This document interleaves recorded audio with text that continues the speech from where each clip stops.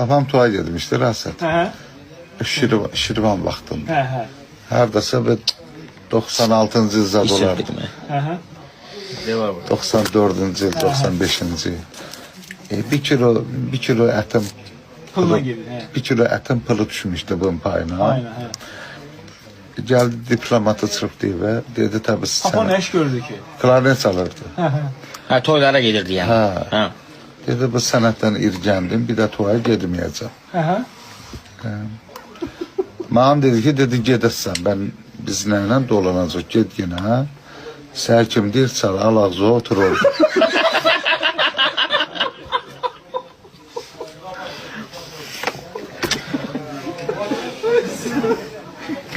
Ben sonra ne dedi? Kişi ne dedi?